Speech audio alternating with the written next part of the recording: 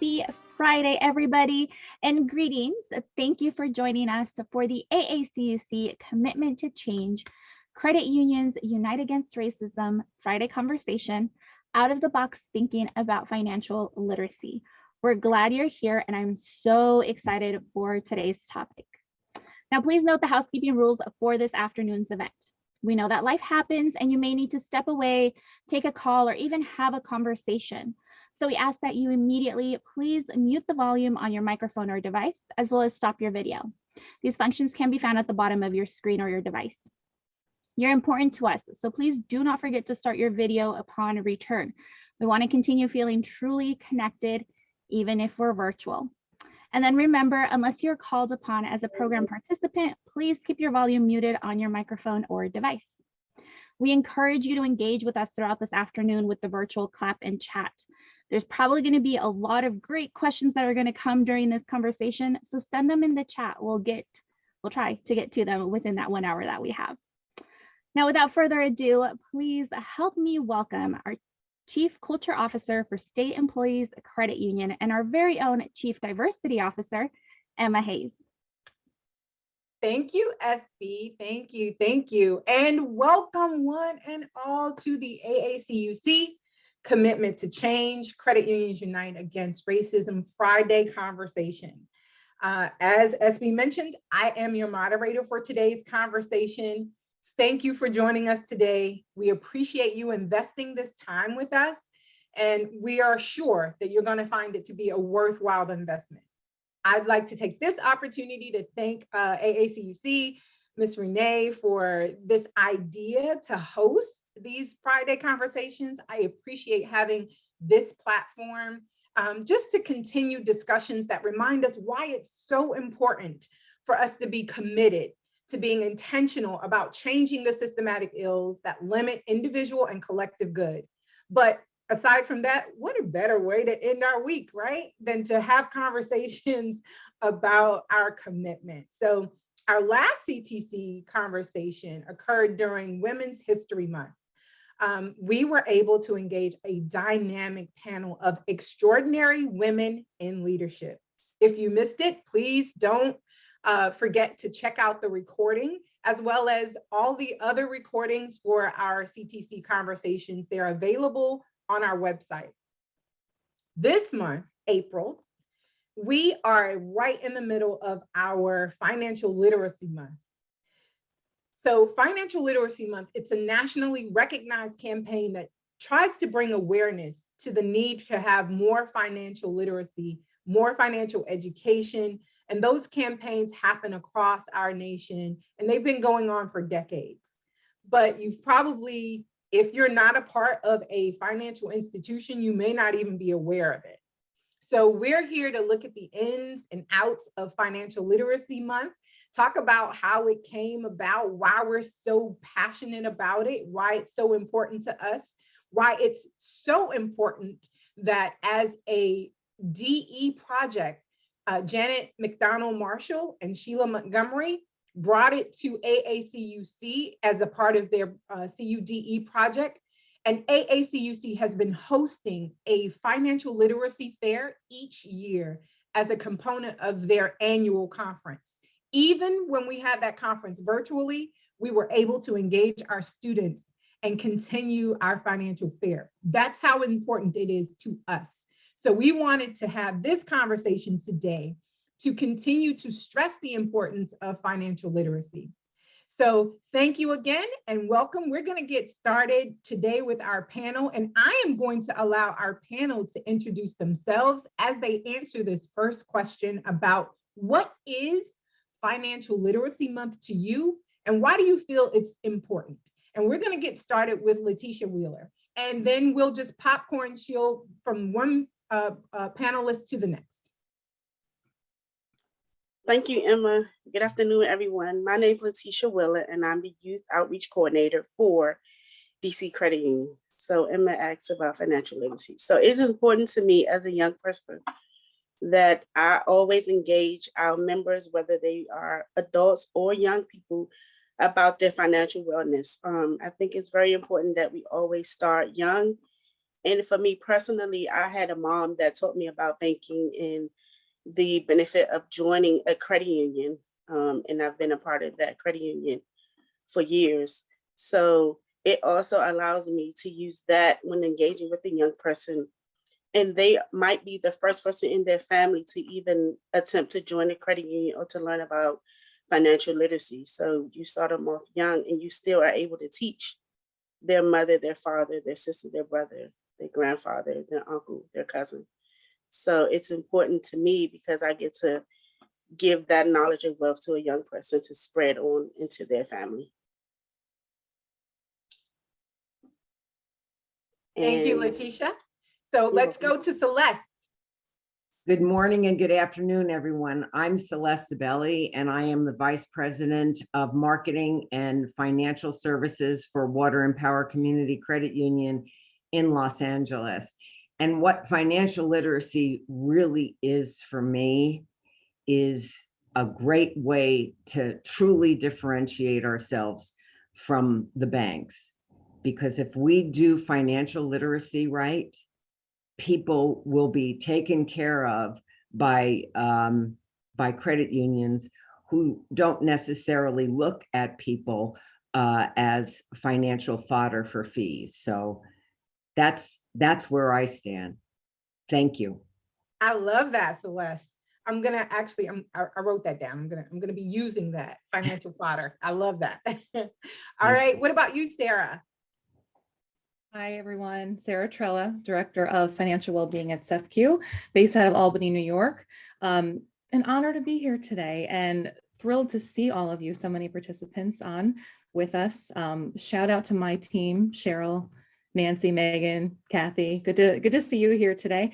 So I work as part of the Institute for Financial Wellbeing at SECU, which is a dedicated financial education program offered at no cost. We start at kindergarten and we end at any age that's interested in absorbing financial education. So this is certainly a pillar month for us, knowing that we have this capacity to have a strong focus throughout the year, but we need to hone in during April because we owe it to our members and to the public to bring this up as a concept. So financial literacy month, to me, it's about reminding ourselves that we need to take the time to focus on these concepts, that finances are such an important part of self-care, and we're going in all of these different directions all the time. And this is our reminder to just touch base with our finances and feel good about building really solid habits.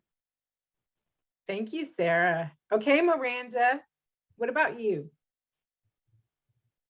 Well, good morning or good afternoon to everyone. My name is Miranda Pierfax, and I am the training manager here at USC Credit Union in Los Angeles, California. To me, honestly, what financial literacy means to me is just about awareness of financial health and establishing financial wellness and teaching others the importance of establishing a healthy spending habit. And when I say healthy, I'm talking about like feeling comfortable and not, having to worry about your finances living paycheck to paycheck. I always, when I do talk to people, I tell them the story of how I was reckless when I was younger. And I just thought because I have a paycheck, I'm going to spend it because I'll have money coming in. But that's not how you want to live. And so I love that we get this month to hone in on those type of things and educate and build a relationship with our members to help them achieve their financial dreams. Well, thank you, Miranda. Okay, Kelly, bringing up the rear. What you got for us? Why is this so important to you? Hi, good afternoon, everyone. My name is Kelli Holloway. I am the Senior Vice President of Outreach for State Employees Credit Union in Raleigh, North Carolina. To me, financial literacy is so important. And during the month of April, and as Sarah and others have said, that we do a really good job as credit unions of maximizing that effort all year round, right? It's part of our cooperative principles. It's who we are. So that education and training, that concern for community, we do that well all throughout the year. What's really special to me and why it's important to lift those efforts or be a part of those efforts in April is because for many of us, we have different governor proclamations, different schools, they're opening their doors like never before because of Financial Literacy Month and because they want to showcase those efforts. So for me, the importance comes around when it's time to celebrate the efforts of many inside of April, in and around April, all throughout the year, but also it just helps us set the stage for the standard that we already have in place. So that's why it's so super special to me for the month of April. It's about celebrating with our credit union partners. It's also about elevating youth and adults, anyone from K to gray, on financial education. Kelli, you bring up a great point. Like, financial education is a part of our core principles for the credit union movement. As we talk about the fact that credit unions want to provide education and training for our members, for our staff, for our communities at large. And we do this because we understand the importance of educational opportunities and what that will help, the doors that will help to open for our membership, for our communities. It helped to kind of hopefully at some point begin to bridge that gap, right? That financial divide that we have in this nation. So as we talk about why it's important to us individually, let's think about what are some of the core principles of financial literacy. So Sarah, this is one of those topics where I think you might have some expertise as we're talking about core principles of financial literacy.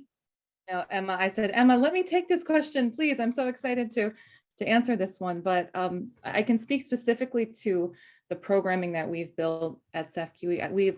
We lead all of our content, and we have over 32 courses available with about 5 or 6 key concepts: budgeting, debt, savings, planning, sharing, investing. And those are all great and fine. Those are what we want to cover in the content, in the experience that we're giving out to our membership. But to me, the most important concept is understanding. It's opening your mind to the fact that your path may look so different from someone else's path when it comes to money. And how are we helping our teams, whether you have a dedicated resource in education or you're really asking your member facing folks to have stronger conversations when it comes to education. How are we giving them the resources to open up their minds a little bit?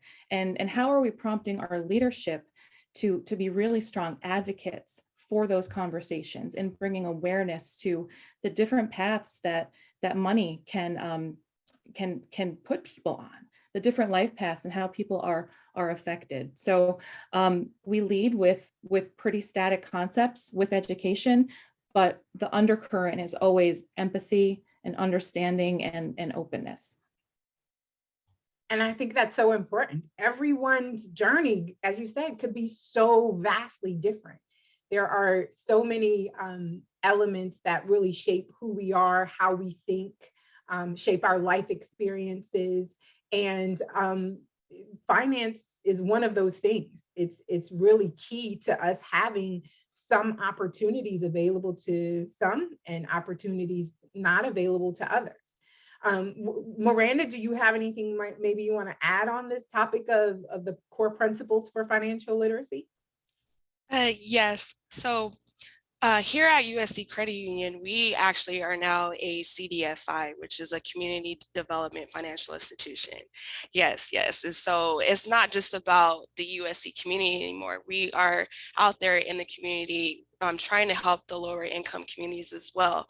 And so we actually had quite a few of us, including myself, who are now certified financial counselors. So it goes beyond us just saying like, oh, I'm sorry your loan wasn't approved today, or oh, I'm sorry that you are having financial hardship. Here's a third-party vendor that could help you. We now are bringing that in-house so that we can build these relationships with members, and we can also develop that trust because like Sarah said, there's so many people going through different things, and it's all about, besides building that trust and educating them, it's about giving them the tools that they need to be successful. And so that's why we took it a step further by getting these certifications, because we want to bring that in-house. We really want to build that relationship to make them feel comfortable enough to trust us with their finances. Trust it's so key. Like we have to be able to trust the people that we in our financial institutions, like we trust our doctors, right? That same level of trust, like we put our lives in their hands, because our financial wellness is really depending on how much we trust that they have our best interest at heart. And that is where credit unions, again, have that opportunity to differentiate themselves, because they're not just, these members are not just financial fodder. I love that. I'm using it, Celeste. They're not. We see each person as an individual, and we understand that you're never too young or too old to really learn how to manage your finances. And so what are some creative ways that you all have employed, some creative things that you've done, some innovative ways that you've used to raise awareness of financial literacy? So let's talk a little bit about what you guys are doing. Thank you. What we're doing here in Los Angeles is we're partnering with nonprofits that actually have as their mission to help people who are disenfranchised, the foster children who age out of the system, recently incarcerated people. They come out, and not only do they teach them basic literacy, they teach them life skills, and they also help them get jobs. Lacey, Los Angeles Clean Air Incubator, teaches them how to get green jobs, and which is amazing, right? And also IT jobs. And these are people who are steps away from being homeless. We also have another nonprofit that's run by a gentleman by the name of James Washington. And he's a two-time Super Bowl champion. And instead of having him use his name just to get good tables at restaurants, what he does is he partners with other nonprofits. My Next Chapter is the newest nonprofit that actually goes out into the community and teaches people life skills and to get them jobs, because the greatest gift you can give anyone is a career. Thank you for the question. Oh, my pleasure. Thank you for answering. Sarah, you guys are also doing some creative things to kind of reach and raise awareness of financial literacy. So what are some of those things, if you wouldn't mind sharing? Certainly. And Celeste, I think that's so valuable what you shared about those community partnerships. I think workforce development is so crucial, and development for youth, just getting out there and getting the message out. So how do we do that? And how do we make it successful? Because financial education can sometimes be really hard to receive. Going back to what we talked about earlier with emotions, it's hard to get people to the table to absorb this message. So I can give two instances this year. Outside of our normal content, what we've built, we have a homegrown storybook for grades K through 5 that will walk individuals through the journey of a bear and a bunny through the beautiful city that we live in as they try to navigate challenges and count out their money and make sure they can achieve what they need to achieve with that. Something that I find to be pretty simplistic, but has been a big creative lift on our end, is leveraging TikTok. Believe it or not, we want to reach youth. How do you get this out to kids? And TikTok has been a pretty solid answer for us. Really strong team that has not been afraid to get in front of the camera, try out a few dances, and bring in some of those fun financial education concepts for kids. So those are a couple of the key examples we've had in our back pocket this past year. And the book will be available. I saw the question pop up in the chat, and AACUC will be the first to know when we're ready. We're ready with that. TikTok, wow. So do you all share those videos? Do you make them public so that anyone can use them? Follow SECU on TikTok, please. and contact me with any questions. And if you have that handle, if you could put it over in the chat so that people can get to it. Yes. All right. Okay, awesome. And Cheryl Morgan, so, everybody, just so you know, Emma, sorry, it's in the chat right now at SEFCU. Okay. Thank you. Perfect. So there are, it sounds like organizations that are using social media. Are any of the rest of you using social media? And if so, how? How are you leveraging social media to really reach your intended audience? That's an open question. Mhm. Okay, thanks. So we use social media for our youth. We have an Instagram page. A lot of our young people are not on Facebook as much, but we do use Facebook, and we use LinkedIn. We find that when we post for job interviews and so forth, that's another way for them to follow. But I wanted to also add one of the resources, some of the things that we're doing in our community.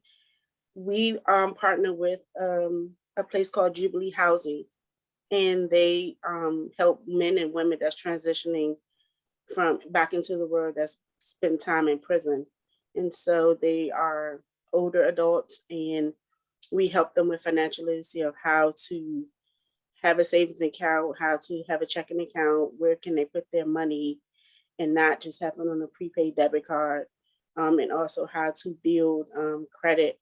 I have one friend member, she's 75, and she wanted to build credit. And when she grew up, she didn't have to go in and ask for money. She just said, I could just pay with cash.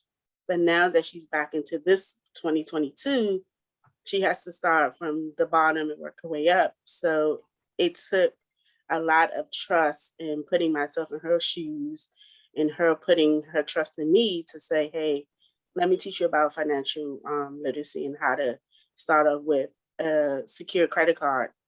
And so she comes in every time she does a transaction, she comes into one of my branches and makes her credit card payment, or she learned how to do it on her own. So she called and was like, Tisha, I did my credit card payment and I did it, and I didn't, I followed your instructions for online banking. And that was a new thing for her too, because she was like, online banking, what? Mobile banking and internet. And her first reaction was fraud and identity theft. So I had to calm her down about that to get her comfortable for mobile banking. So that was the Jubilee Housing. Another partner we do is called Ones, and they do the same with young men who've been incarcerated.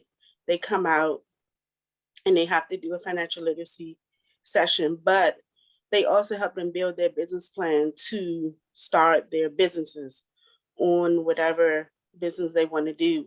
But in order to get the feed money to help, they open an account with BC Credit Union, and then we have small micro business loans. So when they finish their program, if there's something that they want to buy a building or material or tools for their business, they can come to DC Credit Union with their already membership, apply for a small loan or apply for a Visa credit card, a secure credit card for their businesses. And it's been a lot of young men come in with their business plans or they'll come back and share with me their story that they started their company or they got their building for their business with from DC Credit Union coming that one day to do financial literacy. So those are some of the things that DC Credit Union is doing for outreach and resources.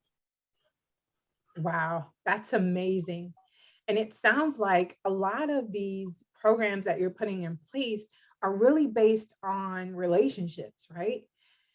It's, again, that trusting relationship. How do we build that trusting relationship?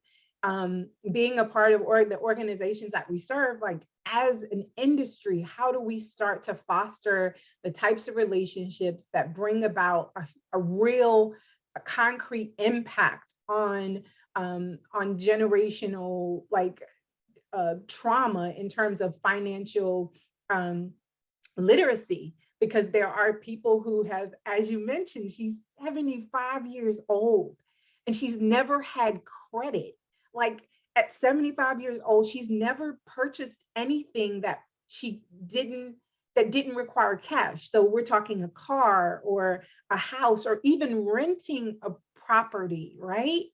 So how do you get to that point? And then once you find yourself in a situation where now you have a need for it, how do we build it? How do we get them comfortable enough to trust us, to really help them, help themselves?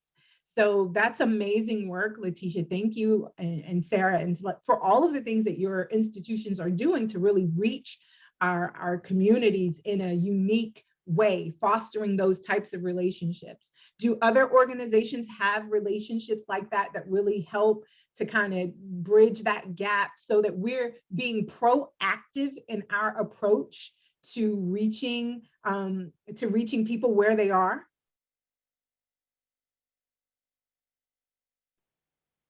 Happy to answer that question, Emma. We do, and maybe I could rewind for a second, though, back to what Letitia just said. For as long as I've known you, Letitia, you are just an incredible example of someone that takes your connections so seriously, and you seem to remember every connection that you have, and I adore that about you, and I just want to give you a shout out there. We spoke about building trust earlier, and I do want to get back to the relationships in a second, but something that just came to mind is the advantage that we have as credit union employees to dispel myths, to some of us mentioned today our own struggles with finances, which, somebody walks into a branch, like, you're set. You work at a credit union, you know what you're doing, you are the professional, but we all know that we are not perfect and we have our own journeys. And sometimes when we take that armor away and we open up about our own paths, we are inviting that conversation in, and we become real. And I think that helps to open the doors a bit for all of us. Sorry to get off the path there, but going back to relationships, yes, we have been at SECU so proactive in building up the pool of our business partners. The majority is nonprofits and schools, that every time you have a meeting with them, you're like, I had no idea that this was occurring in our community. I had no idea that this was a function of what you were doing as a nonprofit. And we focus very closely on our giving arm of the credit union, how we're taking in those requests that are presented to us for funds, and we're supplementing that with education very frequently. That is something we're pushing to say, yes, we want to help you, and we're going to be very discerning in that. And if we can't help you, or if we can, education is so crucial to your mission. So how can we be at the table with you? Emma, I can add to Sarah's point as well, in the importance of partnerships and just as ideas. And I know several of us will give charges toward the end of our discussion, but just some nuggets, right, or along the way.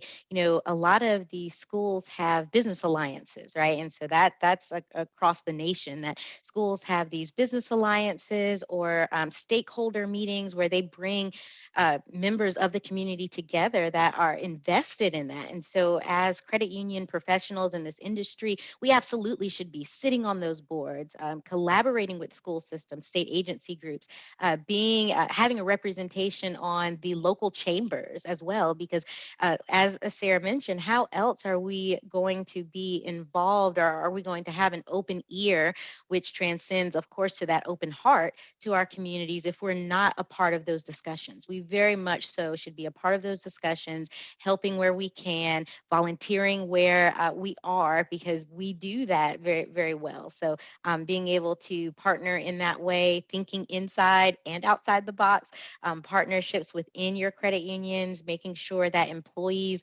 feel empowered to do that and can speak on behalf of your credit union, represent your credit union well. That also helps with the employees in the saturation of the information, but also enriches their employment with your credit union. So doing that is very good. I think we have done that for a long time with my credit union. I know there are others on the call, and that's a lot of the ways that we have all met each other, by partnering with each other as well.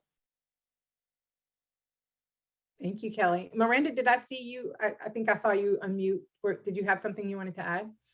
Yeah, I just wanted to add that we actually just hired I saw her in the chat, so I wanted to shout her out. we just hired a chief social impact officer. So Rocio Flores, she's now going to be out there in the community. Like I was saying, we're a CDFI now. And so she's already connected with 17 people to do partnerships with, to offer financial literacy workshops. So we really are out there trying to let people know, hey, we're just not here for the USC community. We're here for you guys as well. I think with the pandemic happening and seeing how many small businesses have been impacted, I think he's on a call, but Gary was like, hey, I need some people out here to do this PPP loan, because it's not about us making money, but it's about us helping these small businesses. And so once we saw the need for that, it's literally like that we've been in the community just really trying to build those relationships and get that out there. Go ahead, Celeste. Thank you. I think the most important thing in the underpinning of all of this good work that these great ladies do is authenticity. Out in Los Angeles, they can smell a fee a mile away. Matter of fact, a bank was just banned from going into someplace to speak because they asked him, is your main goal about getting accounts? And they, of course, said yes, which is pretty interesting that they actually told the truth. But we have to remember that we have such a unique opportunity in this, because people do trust us. And it's not easy to get the trust, particularly of Gen Y. And I think every credit union out there has its own unique way of parlaying these wonderful partnerships into doing some great things for people. I truly believe that. Well, thank you. You're welcome. Sarah, to your point, you were talking about the fact that you all are not just giving them money, right? But you're coupling that, and you're pairing that with knowledge and understanding. And there's a proverb that says, give a man a fish, he eats for a day. But if you teach a man to fish, he'll never go hungry. And so that's that, not just giving them money, but giving them empowerment, helping them feel like this is not insurmountable. I can do this. I can work through whatever issues I might have, and I can come out on the other side a much better person having gone through this. So I appreciate all of those efforts, all of the partnerships that you put in place, especially for marginalized groups, for groups that have that need a second chance. All of those people who've been previously incarcerated, who have served their time, and now they want to be productive members of society. So thank you for partnering with those organizations. So I mentioned at the beginning of this conversation that financial literacy is important, and it is so important that we had two of our AACUC members who started hosting financial fairs as a part of the AACUC annual conference, and we still do that today. It was one of their DE projects. And so when I went through DE, Best Class Ever, November 2016, one of the things that I walked away with a burning passion to do was to go into my little rural North Carolina hometown, and provide them with something that I didn't have when I grew up there. And that was knowledge about finances. It just wasn't something we talked about. Historically, it's not something we talk about in the Black community at all. We don't talk about our finances. It's just one of those things we don't mention.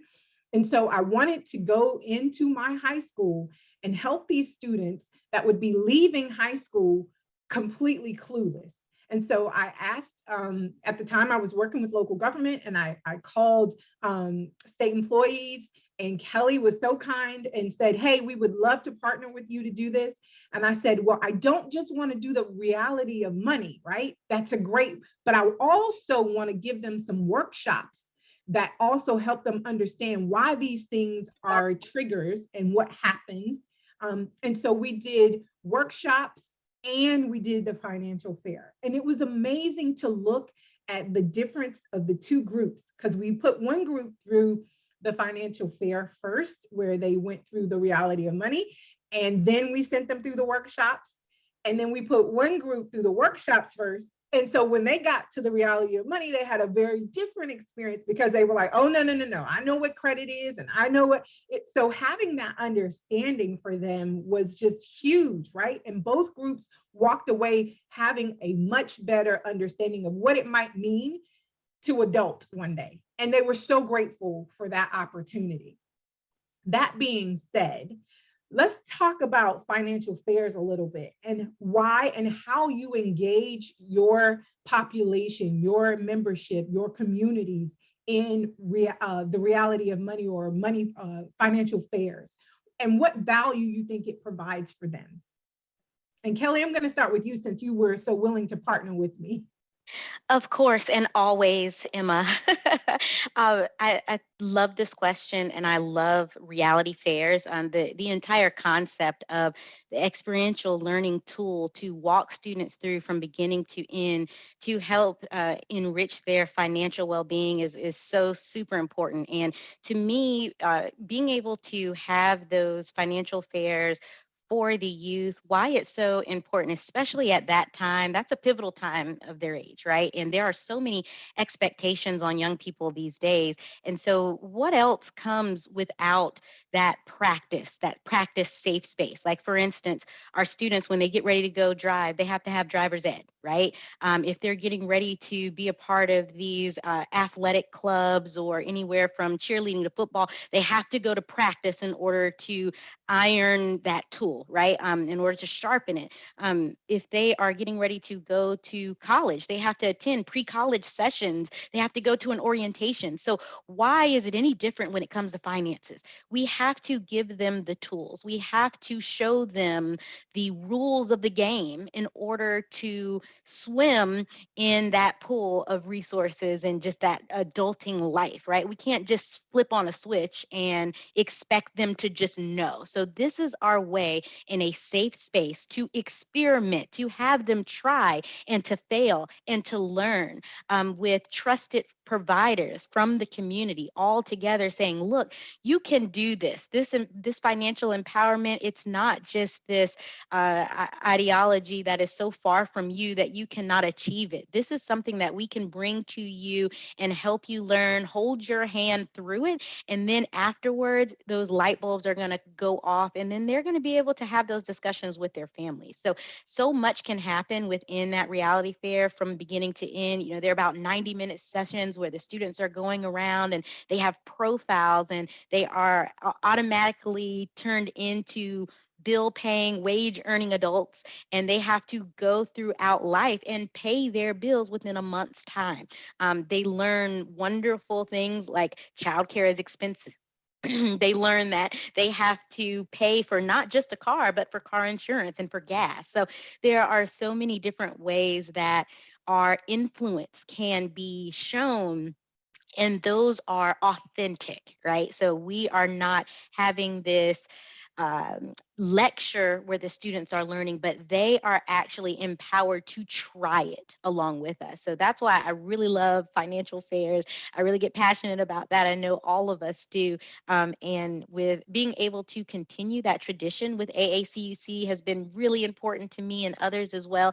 I got involved with AACUC's reality fair and putting that on with the conference. It's such an honor to do so, to continue that tradition. But I know it was 2017 because I was pregnant with my first daughter that we did it in Raleigh. And the wonderful thing about the partnerships and that cooperation amongst cooperatives, wherever the AACUC conference travels, we're able to use the financial literacy model within that state, within that area, to really have that impact, that true impact of community, right? And so that's why I'm so excited that we were able to partner with Sarah and SECU, because for the past 2 years, where the conference was virtual, at the time, we did not have a virtual reality of money model. And Sarah said, look, no problem. We can help you. We'll help you run that. And so she reached out her hand to us, and it was a wonderful showcase to be able to take all of our gifts and talents to reach the youth on the virtual setting. So if anyone needs virtual financial literacy fair, the gurus, Sarah and her team, you got to reach out to them. Well, as you can see, Kelli is clearly passionate. Sarah, I see you're unmuted. What do you want to share? I'm just loving what Kelli just said. I'm just taking it all in right now. It's the energy around it is palpable. It's very exciting. Yes, we can be a resource. I want to go back to that. If anybody needs us, please knock on our door, send me an email. We can talk some more. We are fully virtual. We've customized all of our content for virtual delivery.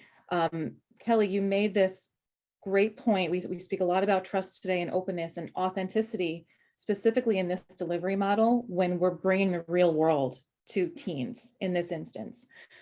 What I've noticed in a virtual space, but primarily in person too, is the authenticity that comes back to us from teens when they're going through this model.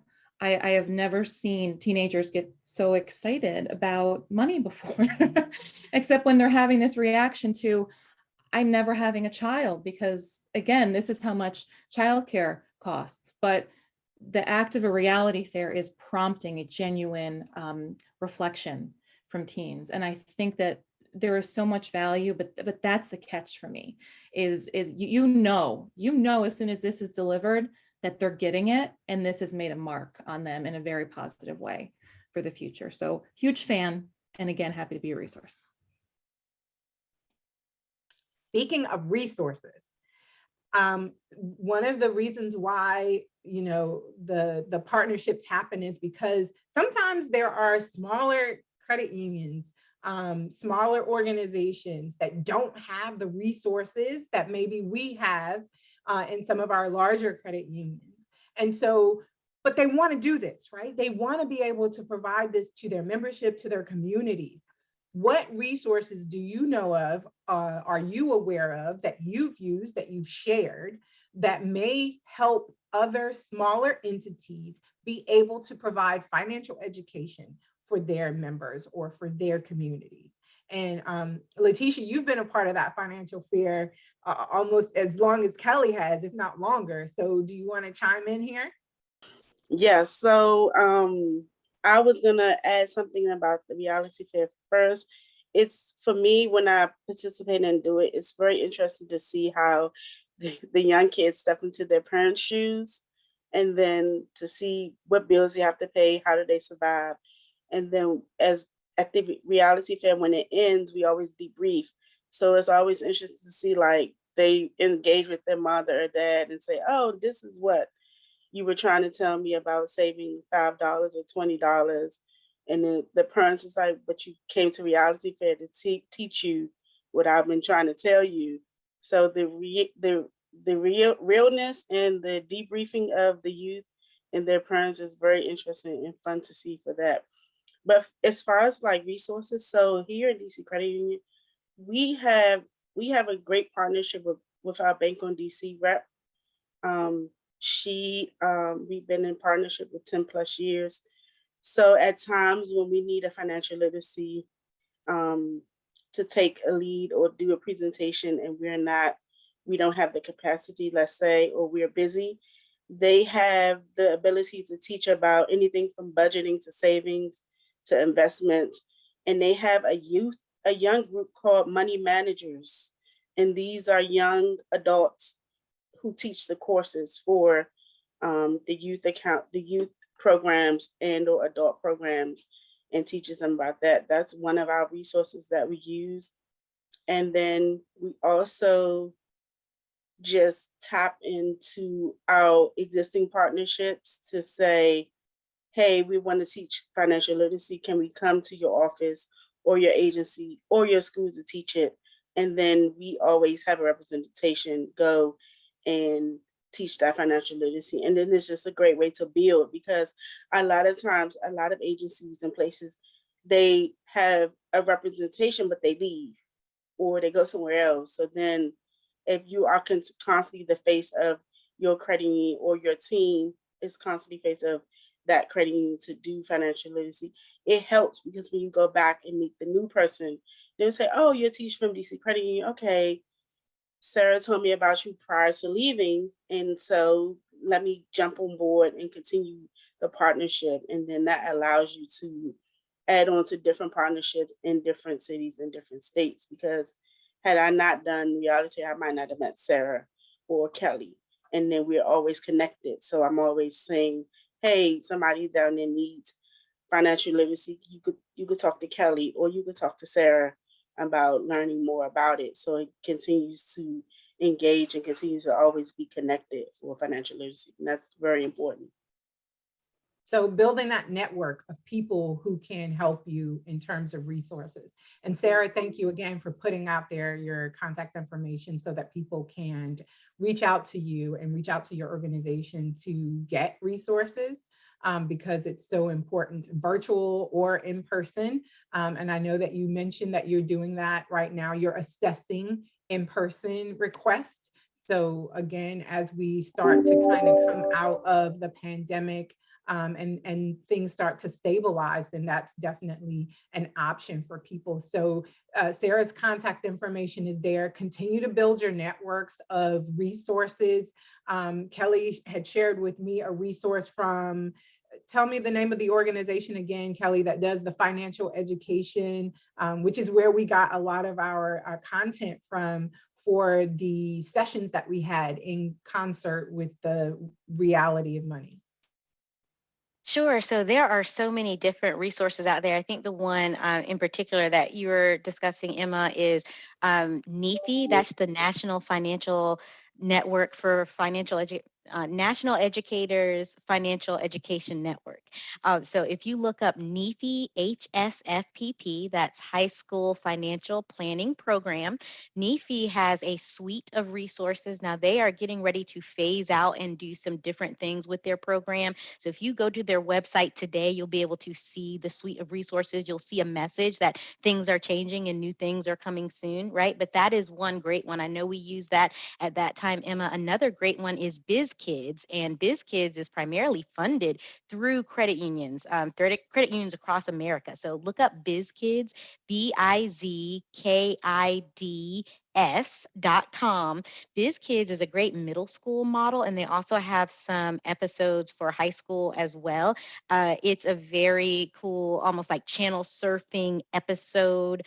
If anyone's familiar with Bill Nye the Science Guy, right? Aging myself a little bit. But Bill Nye the Science Guy, they say what Bill Nye does for science, BizKids does for financial education. So check it out. They are great nuggets of episodes that students can watch. And then each episode corresponds with a lesson plan, and it's all free for download. Wonderful opportunity. And again, it's funded primarily by credit unions. So definitely check that out.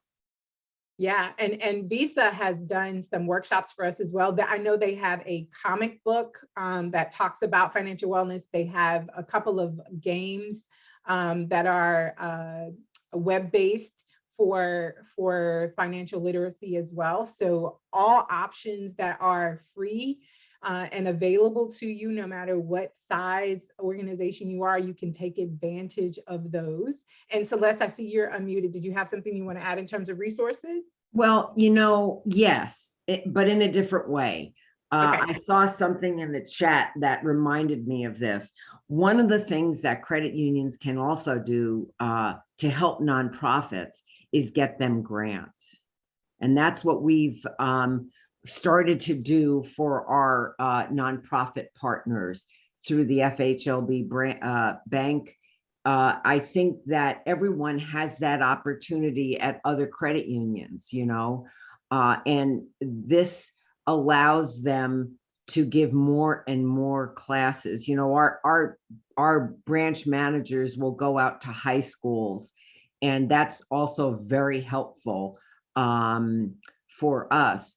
But if you can get grants for nonprofits, that this is what they do all day, every day, that might be another way that smaller credit unions can actually be impactful. Absolutely. Thank you for bringing that up, Celeste. Yeah, I saw that come in there. They were asking if any of these credit unions write federal grants for financial literacy, and that's a great way. Partnering with nonprofit organizations, because a lot of them do have grant writers on staff, that Mhm. would help, that would be able to write the grants for these financial literacy programs. And partnerships are a great way to kind of get the best of both worlds. So that's an option. There was one other question. So we're coming up on about 10 minutes left. I know once the conversation gets going, the time flies, right? So we're coming up on 10 minutes, but I do want to get this question that came in the chat, and it was asking about the reality fairs and how, if we collect data based on some of the barriers that we get in those debriefs that you were talking about, Letitia, as we're talking to those students and gauging what they learned, if we collect information on the barriers that they face, and if so, how do we use that data? Are we using it then for the next round to maybe educate or help foster conversations around how we overcome those barriers that were discovered during that time of debrief? So I'm gonna say some things that are brought up in the debrief, yes, or can be added. For an example, when we did the reality fair 2 years ago, in that debrief, somebody wanted us to add electric car as a form of vehicle to be added.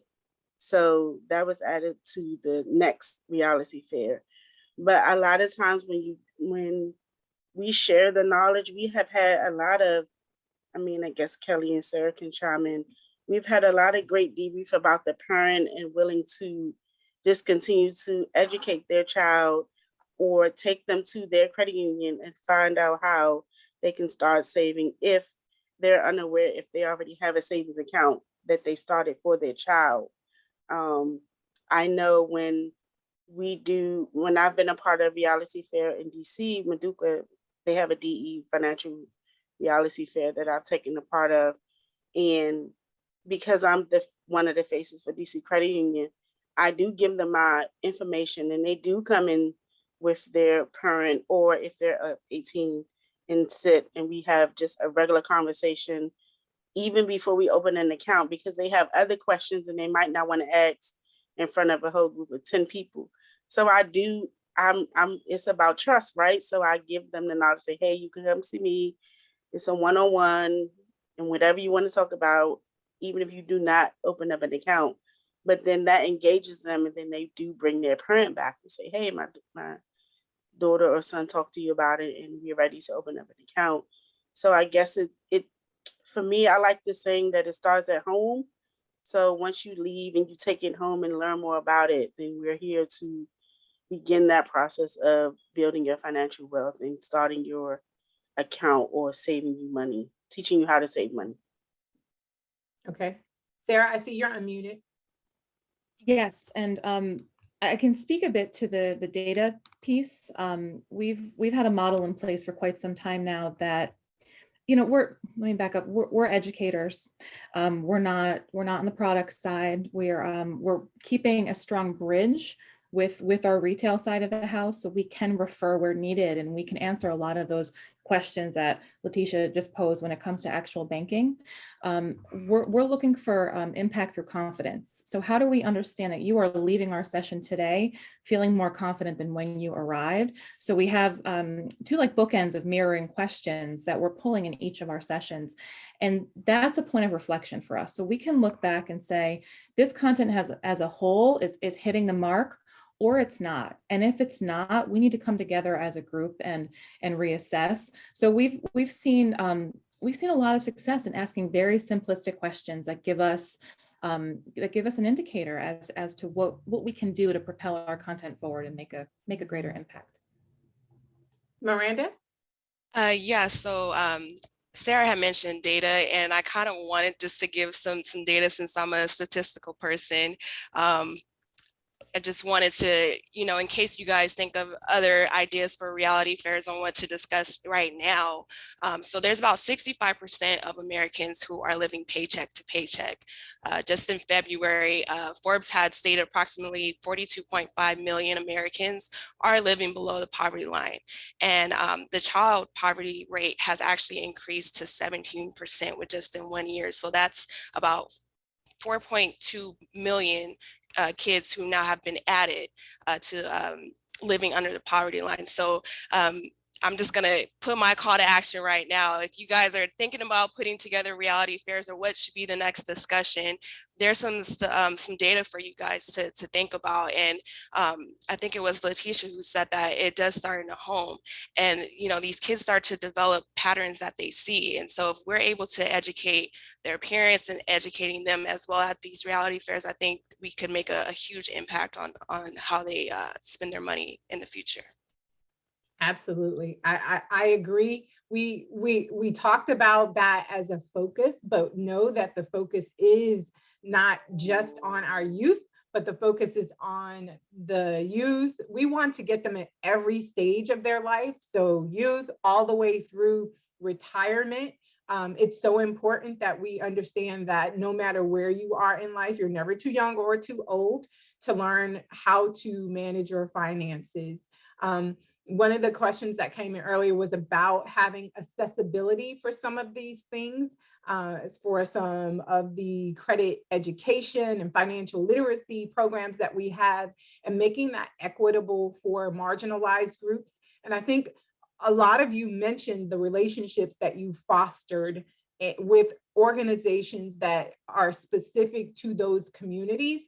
And I think that's a great way. So if your organization wants to do, if you are with a credit union and you want to do financial literacy, it is not just relegated to our membership. We do that in our communities at large. So build those relationships where you can meet and that population, that underserved population, that disadvantaged, marginalized population where they are. And don't expect them to come to you. We have to be willing to go where they are, because they're not going to be comfortable enough coming to us. So we have to go meet them where they are. And in terms of creatively engaging youth, again, TikTok was one of those, social media in general, anything that you can do on a digital platform to meet youth where they are, and provide a partnership with schools and other organizations that cater. One of the things that we're doing, Parks and Rec, your local YMCA, all of those organizations cater to that population. And so if you're trying to reach that audience, that's an opportunity for you to get in. And I promise you, they don't turn down free. If you tell them we want to come in and do some free financial literacy for your members, for your community, they don't turn that down. So so there's opportunity there to reach out and to meet that population where they are, but you have to be willing to be proactive in doing that. Again, we can't expect them to come to where we are.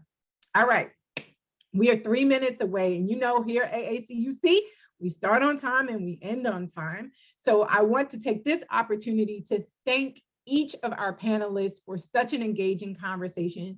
I want to thank each of you for joining in. I'm going to ask that you stay connected and engaged in these commitment to change conversations that are happening monthly. Up next, join us next month. You'll have the opportunity to hear from a panel on pandemic habits that stick. That's going to occur on May 20th. That is our next commitment to change conversation. Our very own Danya Dorman, who is our Chief Experience Officer, penned an article for CU Insight titled "Don't Hurry Up to Hurry Back." And that's the inspiration for our conversation next month. The link to that article is in the chat. If you're on LinkedIn, you will see it there as well. Again, it's a CU Insight article titled "Don't Hurry Up to Hurry Back." So one last time, thank you each of the panelists for joining us. We appreciate all of you for engaging in this conversation. Thanks for the questions that you've asked. And we look forward to seeing you right back here next month as we talk about pandemic habits that stick. So thank you again. Have a great day, everyone, and enjoy the rest of your weekend.